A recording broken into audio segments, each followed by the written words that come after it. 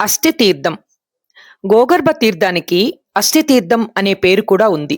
పూర్వం తొండమాన్ చక్రవర్తి నారాయణవనం దగ్గర నరసింహబిలం అనే ప్రదేశంలో నివసించేవాడు.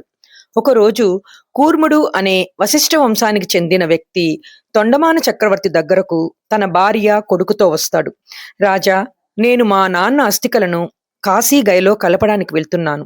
నా భార్య గర్భవతి, నా కొడుకు చిన్నవాడు. వాళ్లకు మీరు నేను వచ్చేంత వరకు ఆశ్రయమిస్తే చాలు, ధన్యుణ్ణి అని కోరుకుంటాడు. దానికి తొండమానుడు సరే అంటాడు.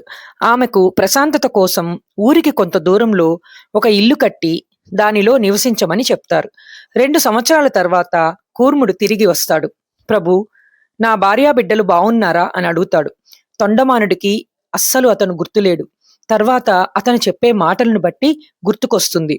కొడుకును పిలిచి, వాళ్లను ఊరి బయట ఒక ఇంట్లో ఉంచాను, ఎలా ఉన్నారో చూసిరా నాయనా అని చెప్తాడు. కొడుకు విశ్వక్సేనుడు వెళ్లి చూడగా వాళ్ళు చనిపోయి అస్థికలు ఇంట్లో ఉంటాయి. అది తండ్రికి వచ్చి చెప్తాడు. తొండమానుడు భయపడి అగస్తేశ్వర ఆలయంలో ఉండే శ్రీనివాసుడి దగ్గరకు పరుగులు తీస్తాడు. జరిగిన విషయం చెప్తాడు. అప్పుడు అస్థికలు తీసుకొని రమ్మని శ్రీనివాసుడు తొండమానుడికి చెప్తాడు. ఆ అస్థికలను గుహ ద్వారా అగస్తేశ్వర ఆలయం నుండి శేషాచలంపై నుండే గోగర్భ తీర్థానికి తీసుకుని వస్తారు. అస్థికలపై గోగర్భ తీర్థాన్ని చల్లుతారు. అప్పుడు ముగ్గురు బతుకుతారు. దేవతలు ప్రత్యక్షమై ఆ తీర్థానికి అస్థి తీర్థం అనే పేరు పెట్టారట. ఓం నమో వెంకటేశాయ.